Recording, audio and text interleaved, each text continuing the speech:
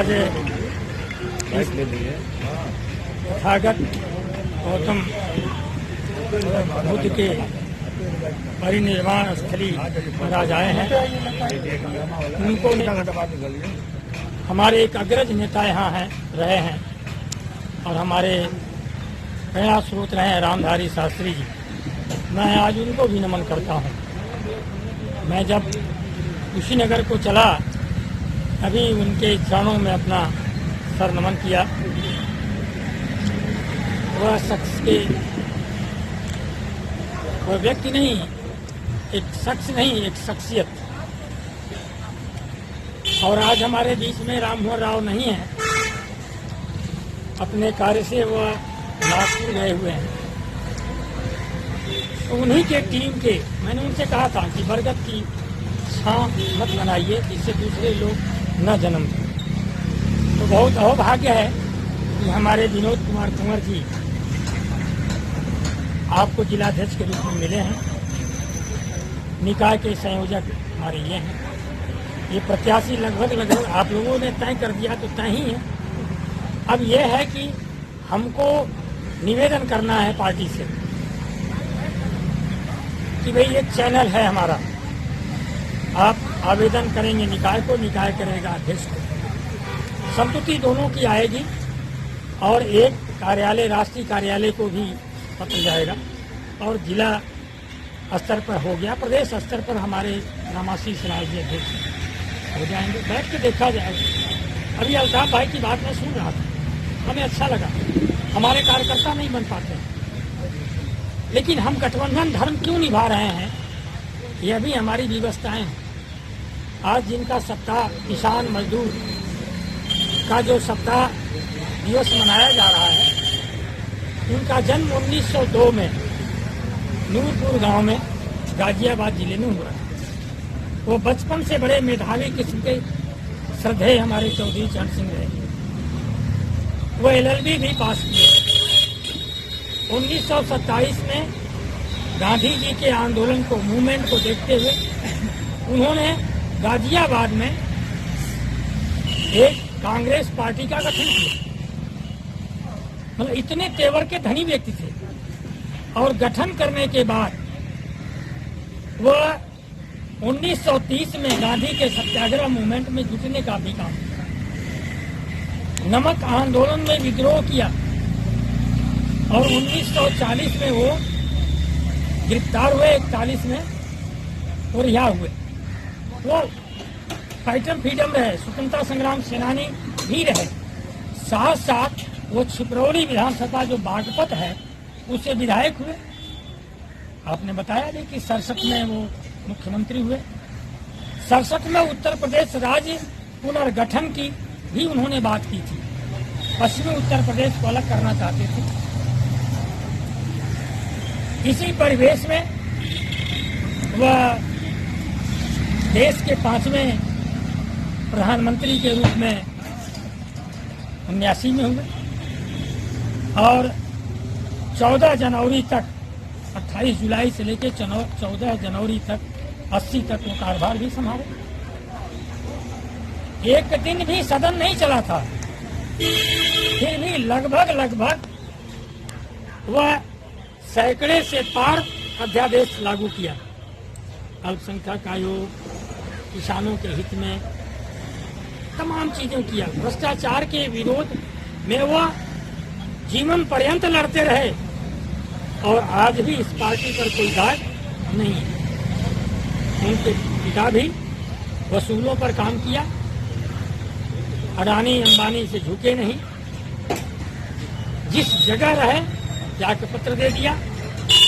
आप लोगों के लिए, किसानों के लिए लोग कहते थे कि वह दलबदल का काम करते हैं, नहीं, वह केवल लोगों के लिए करते हैं। आज जैन जी भी उसी परिप्रेक्ष्य में समाजवादी पार्टी और राष्ट्रीय लोकदल का एक समझौता है और उस समझौते में वह समझौता इसीलिए है कि आज भारतीय जनता पार्टी जो कभी आजादी की लड़ाई नहीं लड़ी, आज इस मुल्क पर आबाद है, इसको जब तक हम मिल करके नहीं मुकाबला करके भेजेंगे तो हम आम जनहित में कोई कार्य नहीं कर पाएंगे। आप बताइए, स्वतंत्रता संग्राम सेनानी की अखिलेश भी आए, मायावती भी आई, जो भी आया उनका पेंशन बढ़ा है। आइए स्वतंत्रता संग्राम सेनानी का ढिढोरा पीटते हैं, एक भी पेंशन स्वतंत्रता संग्राम सेनानी का 1 रुपया नहीं बढ़ा है। मेरी माँ भी स्वतंत्रता संग्राम सेनानी, एक नया पैसा नहीं बढ़ा है, सिर्फ पेंशन। 21 स्वतंत्रता संग्राम सेनानी की बात करते हैं। किसी भी आजादी के दीवाने के प्रति इनका कोई लेना देना नहीं। इनका जन्म 1925 में 5 बच्चों के साथ हेडगवार ने नागपुर में एक स्थापना किया स्वायत्त संस्था के रूप में। ब्रिटानिया हुक्मरानों से मिलकर के गांधी के सत्याग्रह मूवमेंट को विचलित करने का काम किया, लेकिन वह शख्स कभी झुका नहीं, लड़ता रहा। जो गांधी के हत्यारे नाथूराम गोडसे को सम्मान देना चाहते हैं, वो स्वतंत्रता संग्राम सेनानी को कैसे सम्मान दें? ये विचारी विषय है।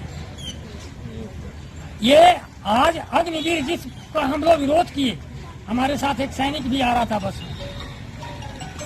अग्निवीर वीरों को जो नियुक्ति ये कर रहे हैं, बड़े श्रद्धा के साथ उनको व्यवस्था किए हैं। बता रहा कि बड़े बड़े फार्म पर उनके गद्दे हैं, हम लोगों के कम्बल बिछाए जाते हैं। जो परमानेंट सैनिक है उनको सम्मान नहीं मिल रहा है। वो 4 साल में कौन सा क्या कर लेंगे? देश हमारा खतरे में जा रहा है। वो यही बड़े बड़े ब्रिटानिया हुक्मरान के जो लोग आएंगे, उनके अंगरक्षक के रूप में काम करेंगे और देश के दस्तावेज को भी बेचने का काम करेंगे। ये आग, पेट की आग को बुझाने के लिए ही ना हमारे नौजवान जा रहे हैं। नहीं तो 4 साल की नौकरी कौन सी नौकरी है जिसका कोई मियाद नहीं, जिसका कोई पूछनहार नहीं है। वो सिक्योरिटी गार्ड के लिए जा रहे हैं कि चलो आज कुछ मिलेगा, कल देखा जाएगा।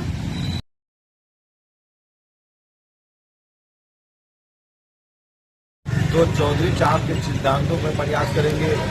जो किसान के विपक्ष में काम ये सरकार कर रही है, उन आवाज तक किसानों को जागरूक करने का प्रयास किया जाएगा। 5 सालों में इन्होंने 5 पैसा किलो गन्ने का मूल्य जो बढ़ाया है पिछले साल, इतना लड़ाई लड़ने के बाद, उसके लिए भी बताया जाएगा। पहली ऐसी निकम्मी सरकार है जो किसानों के थैली से भी पैसा चुराने का काम किया है। यूरिया जो 50 किलो का था वो 45 किलो कर दिया। इस चीज को किसानों के बीच में रखा जाएगा। जो गैस 600 रुपए का मिलता था आज 1200 का मिल रहा है, इस चीज को किसानों के बीच में रखा जाएगा। और 3 दिन पहले स्टेटमेंट देते हैं हमारे कृषि मंत्री जी, जो हमारे पूर्वांचल से ही आते हैं, मेरे आंगन से आते हैं। उन्होंने कहा कि अगले फसल तक का 10,000 मीट्रिक टन खाद यहाँ पे उपलब्ध है। मैं अपने क्या नाम है चीफ अतिथि महोदय से निवेदन करूंगा, किसी भी गांव में आप पहुंच जाइए, किसी भी किसान भाई से बात करिए, देखिए सब लोग ब्लैक में खाद खरीद रहे हैं। आप बताइए कितना झूठा उनका विज्ञापन, और विज्ञापन के लिए उन्होंने क्या नाम है पता नहीं कैसे पत्रकारों को करके निकाला है। तो हंसी के पात्र है, सब लोग कह भी रहे हैं। देखिए हम लोग यहाँ से जाके जोकुआ से खाद ला रहे हैं और ब्लैक में ला रहे हैं, ये कह रहे हैं अगले फसल का भी खाद पड़ा हुआ है स्टोर में। अब ये हमें नहीं पता है कि उनके स्टोर में पड़ा हुआ है कि उनके शागिर्दों के स्टोर में पड़ा हुआ है। ये तो आपको अजय जी को मैं बताना चाहूंगा, आज के सुधांशु जी को, कि हम लोग ने बरवा फार्म की लड़ाई बहुत लड़ी, अमुआ फार्म की लड़ाई लड़ी। पिछले साल चुनाव का समय था, विधानसभा का, अभिषेक विश्वकर्मा जी से हमारी वार्ता हुई और मांगने का कुछ हो बना कि व्यापार मंडल का मैं उपाध्यक्ष भी हूँ, कि उनसे क्या मांगा जाए। तो हमने कहा कि भाई भाजपा बदनाम है व्यापारियों के लिए, व्यापारी सब उन्हीं को वोट देते हैं। तो आप एक काम करिए, कम से कम 2 कोल्ड स्टोर है, इसको चालू करवाइए। तो उसमें एक के लिए पैसा भी मुक्त हो गया श्रीमान, लेकिन अभी तक काम नहीं लगा है। जबकि परसों उनके पेपर में था कि बरवा फार्म का बनना शुरू हो गया है, जाके हम लोग कल निरीक्षण किए तो कोई काम नहीं हो रहा है, केवल एक एडमिनिस्ट्रेशन का ऑफिस केवल बन रहा है। तो तमाम चीजें हैं। जब किसान की बात हम लेके जाएंगे तो किसान हमारे साथ जुड़ेगा और हमको एक आशा की नजर से देखेगा। लेकिन दुर्भाग्य है, हम 10 साल से यहाँ पे कोई चुनाव नहीं लड़ पा रहे हैं, जिससे हम अपने विधानसभा में अपने क्षेत्र की आवाज को उठा पाए। तो मैं यही निवेदन आपसे करना चाहूंगा कि अगर पार्टी को नए सिरे से यहाँ पे खड़ा करना है और वास्तव में दिखावा नहीं करना है, केवल हम लोग को पूर्वांचल में केवल झंडा ढोने के लिए न बनाया जाए, किसानों की बात को लड़ने के लिए बनाया जाए, तो एक अधिकार दिया जाए और कम से कम 1-8 सीटों पे चुनाव लड़ाया जाए, जिससे हम यहाँ से प्रतिनिधि जो किसान भाई हमको चुन के भेजे, आपको चुन के भेजे, तो हम लोग अपनी आवाज को विधानसभा तक पहुंचा सके। इसका हमें दुख है। अगले बार भी ऐसे ही हो गया और इस बार भी देखिए नगर पालिका में अभी तक आप लोग की तरफ से कोई अपडेट नहीं आया है कि क्या करना है, लेकिन फिर भी हम लोग लगे हुए हैं, पार्टी का झंडा लेके बुलंदियों पे है। अगर आप थोड़ा सा सहयोग करेंगे, हमारी बात आगे कार्यकारी तक पहुंचाएंगे, तो इसके लिए हम अपने पूरे साथियों के साथ आजीवन आपके आभारी रहेंगे। और मैं आपको विश्वास देता हूं कि तथागत बुद्ध वहां की धरती से यहाँ राष्ट्रीय लोकदल का खाता अगर मिलता है टिकट, तो राष्ट्रीय लोकदल का ये खाता उसके हाथ में जाएगा और अपने पक्ष में रहेगा।